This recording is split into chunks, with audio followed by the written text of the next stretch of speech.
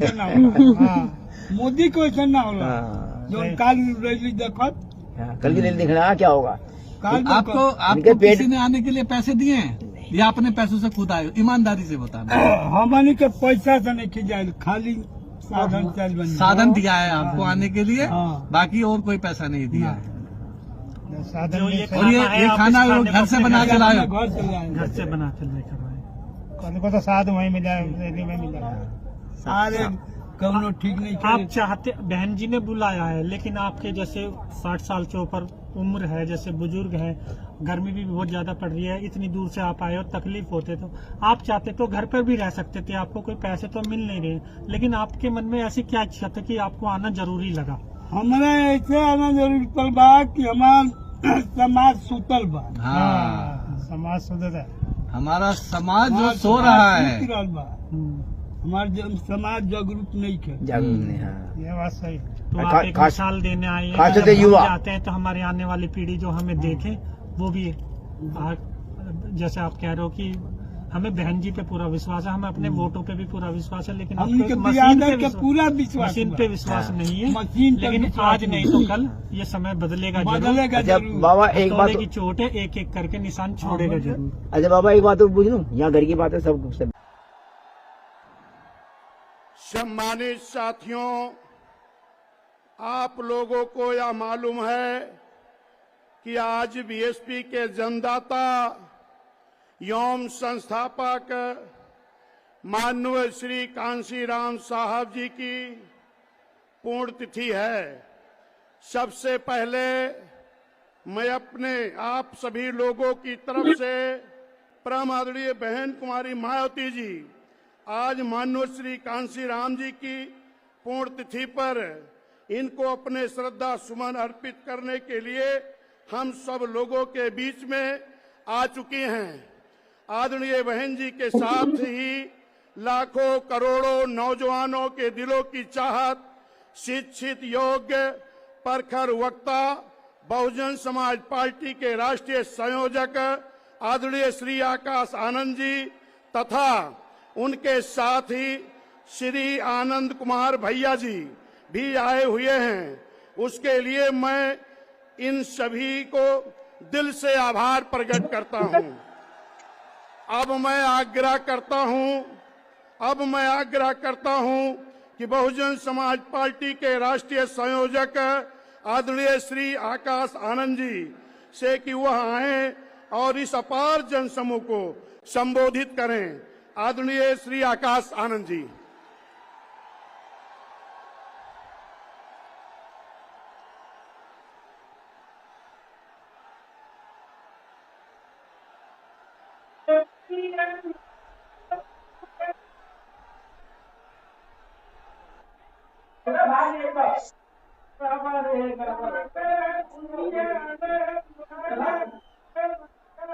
हूं कि जिन्होंने यहां जातिवादी व्यवस्था के चलते विपरीत हालातों में भी अपने अथक प्रयासों से वह कड़ा संघर्ष करके पूरे देश में खासकर यहां जातिवादी व्यवस्था के शिकार रहे दुखी व पीड़ित लोगों को मान सम्मान की जिंदगी सबर करने के लिए जो इन्होंने इन्हें सही रास्ते दिखाए हैं, तो इन पर अमल करते हुए अब इनके बताए हुए रास्ते पर चल रही अपनी बीएसपी पार्टी को ही हर स्तर पर मजबूत बनाकर इसे केंद्र व राज्यों की भी सत्ता में जरूर लाना है।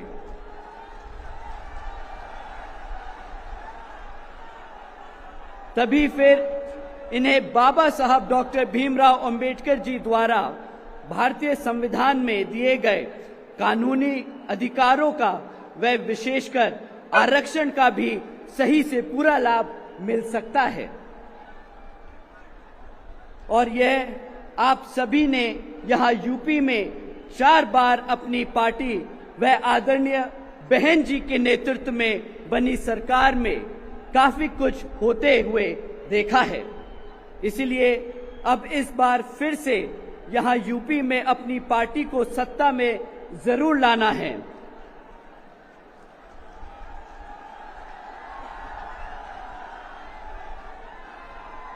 और यह समय की मांग है, वह बहुजन समाज की जरूरत भी है।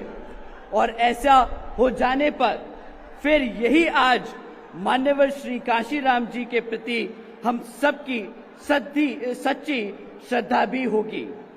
अंत में अब मैं पुण्य मान्यवर श्री कांशीराम जी को अपने श्रद्धा सुमन अर्पित करते हुए तथा आदरणीय बहन जी के नेतृत्व में अपनी पार्टी को मजबूत बनाने व इसे आगे बढ़ाने की भी विश्वास दिलाते हुए अपनी बात यही समाप्त करता हूं।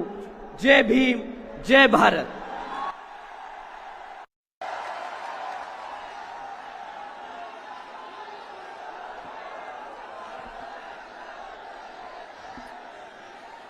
अब मैं बड़े अदब के साथ आज इस कार्यक्रम की मुख्य अतिथि व बहुजन समाज पार्टी की राष्ट्रीय अध्यक्ष एवं देश के सबसे बड़े प्रदेश उत्तर प्रदेश की 4 बार रही यशस्वी मुख्यमंत्री और साथ ही उन्होंने ये लगाया, इसलिए हमारी पार्टी उनकी आभारी है। लेकिन वहीं दूसरी तरफ समाजवादी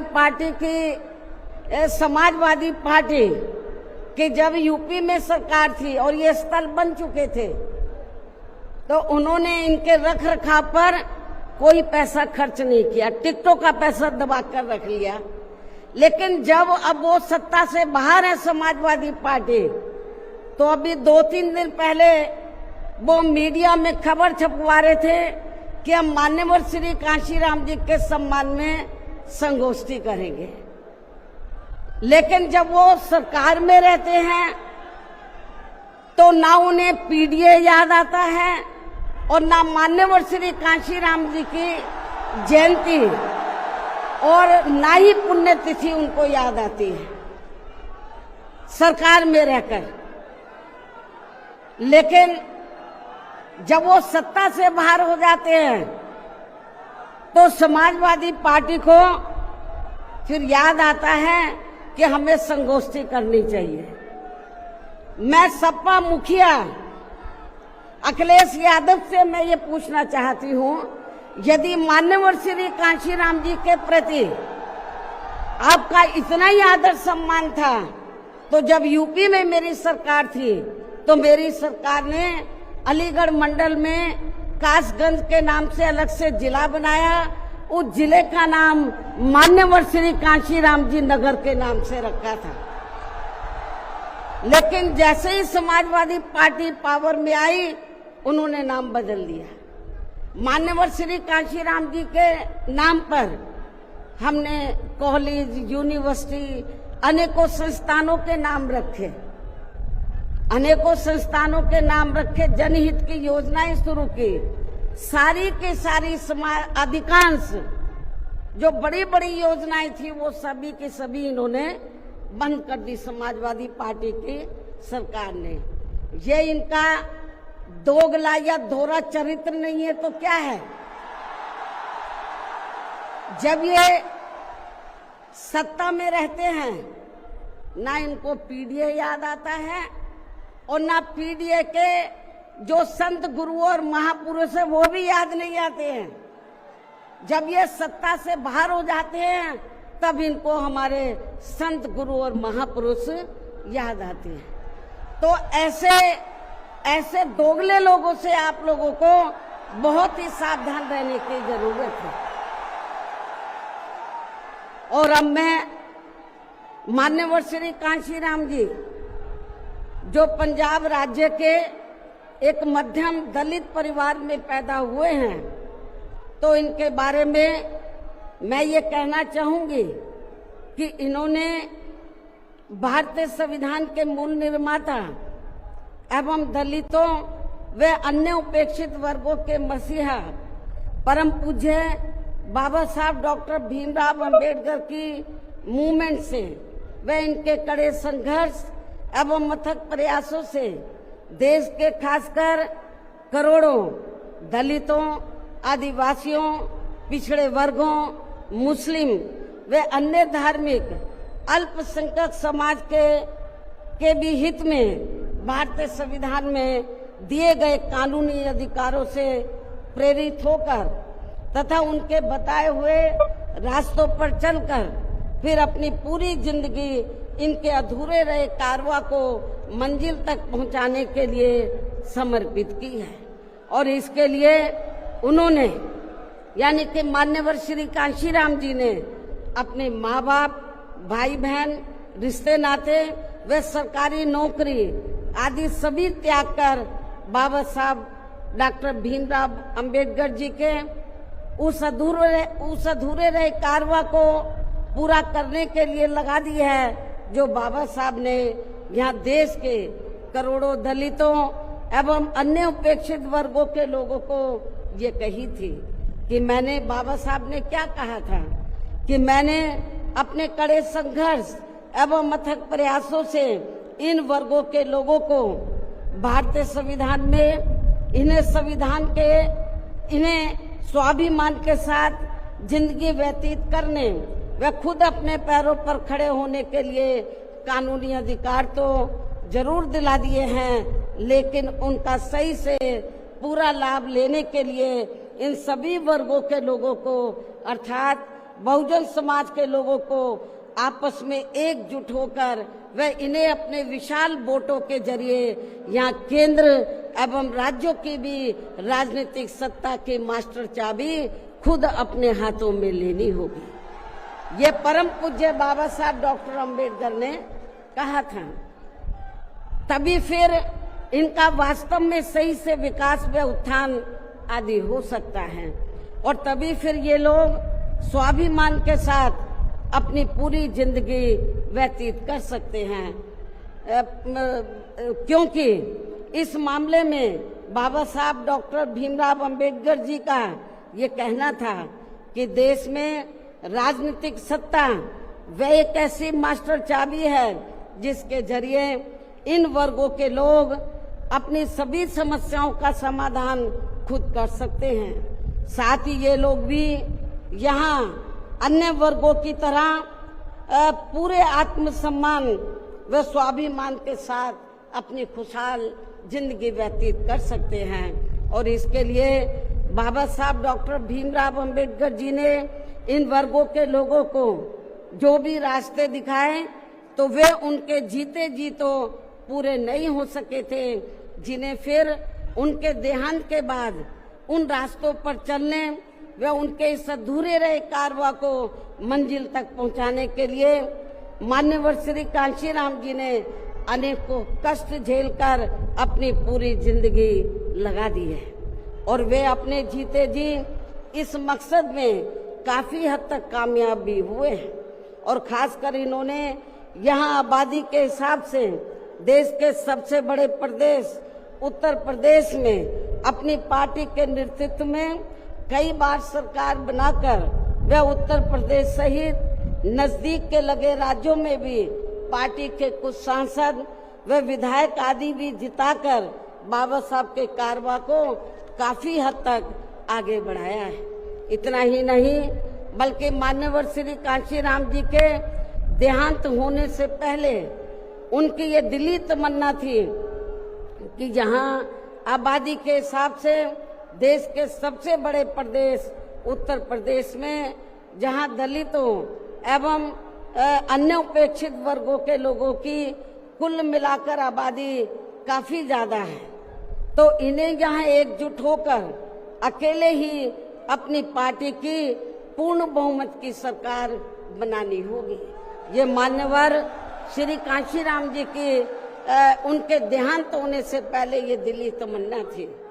तभी फिर इन वर्गों के लोग यहाँ हर मामले में व हर स्तर पर पूरे स्वाभिमान के साथ अपनी जिंदगी व्यतीत कर सकते हैं, जिनसे प्रेरित होकर फिर अन्य राज्यों में भी इन वर्गों के लोग खुद अपने पैरों पर खड़े हो सकते हैं।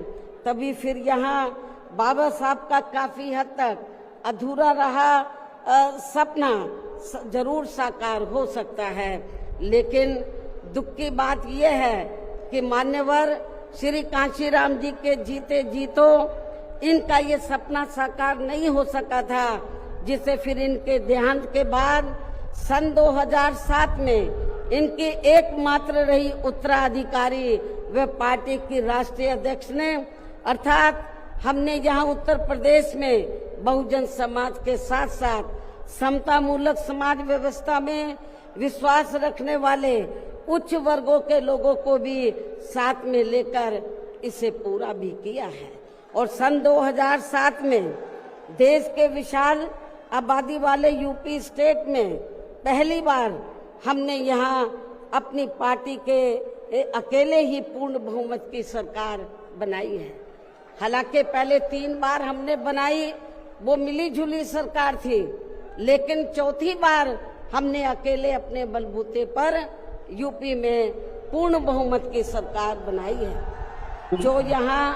जो यहाँ खासकर कांग्रेस, बीजेपी, सपा व अन्य जातिवादी पार्टियों को कतई भी अच्छा नहीं लगा है, जबकि इससे पहले केंद्र की रही भाजपा सरकार ने सत्ता का दुरुपयोग करके मेरे ऊपर व मेरे माँ बाप, भाई बहन एवं अन्य रिश्ते नातों आदि के ऊपर भी अनेकों गलत एवं फर्जी केस दर्ज करा के हम सभी को जबरदस्ती इनकम टैक्स व सीबीआई आदि के जंजाल में फंसाकर हमारी छवि को धूमिल करने का हर संभव पूरा प्रयास किया है। इसके साथ साथ आगे चलकर इन सब मामलों में केंद्र की रही कांग्रेसी सरकार ने भी हमें न्याय देने के बजाय बल्कि काफी उलझा दिया था, और तब फिर हमें इन सब के विरुद्ध माननीय कोर्ट में भी जाना पड़ा है, जहां हमें न्याय मिला है। इस प्रकार से ये सब भी हमें काफी कुछ झेलना पड़ा है, लेकिन ऐसे विकट व संघर्ष भरे हालातों में भी हमने बाबा साहब डॉक्टर भीमराव अंबेडकर के बताए हुए रास्तों पर चलकर यहाँ उत्तर प्रदेश में सन 2007 में हुए विधानसभा चुनाव में अकेले ही ये चुनाव लड़कर फिर अपनी पार्टी की पूर्ण बहुमत की सरकार बनाई है। और हमने यहाँ बाबा साहब डॉक्टर भीमराव अंबेडकर एवं मान्यवर श्री कांशीराम जी आदि के सपनों को काफी हद तक साकार किया है, और इसके लिए हमने अपनी सरकार में यहाँ जातिवादी, संकीर्ण व पूंजीवादी व्यवस्था के शिकार रहे लोगों को, अर्थात सर्व समाज में से खासकर गरीबों, दलितों, आदिवासियों, पिछड़े वर्गों के साथ साथ मुस्लिम एवं अन्य धार्मिक अल्पसंख्यक समाज के लोगों के भी हित व कल्याण में अनेकों ऐतिहासिक कार्य किए हैं, जिनके नाम बदलकर उन्हें अब अन्य राज्यों में विभिन्न पार्टियों की सरकारें भुना रही हैं, जबकि इसका वास्तव में असली श्रेय बीएसपी को ही जाता है। साथ ही हमारी पार्टी की रही सरकार ने दलितों एवं अन्य उपेक्षित वर्गों के लोगों के हितों का सभी मामलों में पूरा ध्यान रखा है। खासकर आरक्षण का तो इन्हें पूरा लाभ दिया है।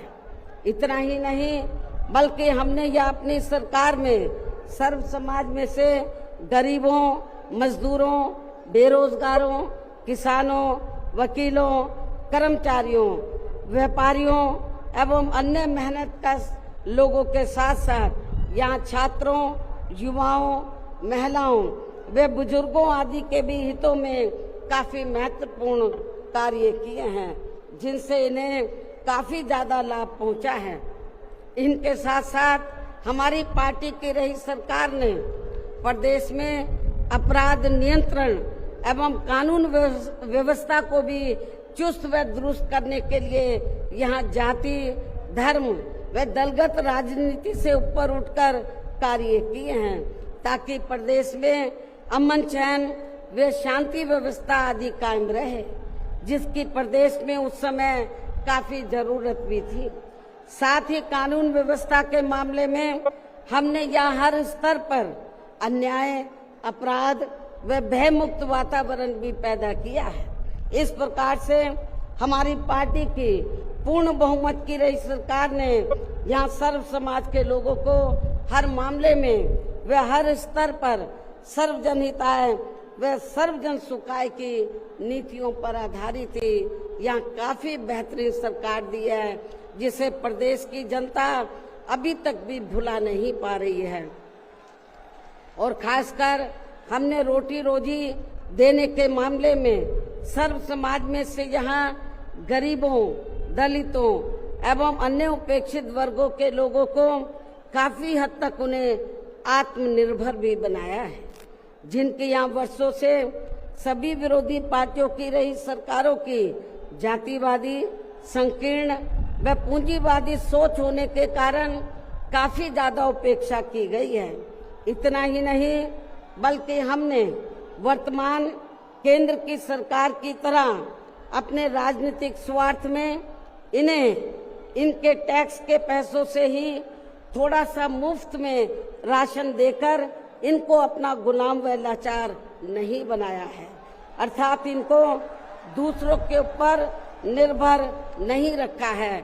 इसके साथ साथ पीडीए आदि की हवाई बातें करके इन वर्गों को गुमराह करने में लगी है, जबकि हमारी पार्टी की रही सरकार ने अपने संतों, गुरुओं व महापुरुषों आदि के नाम पर यहाँ प्रदेश में जिन जिलों, संस्थानों एवं योजनाओं आदि के नाम रखे थे तो उनमें से काफी को तो सपा की रही सरकार ने बदल दिया है, जैसा कि शुरू में मैंने आप लोगों को बताया है।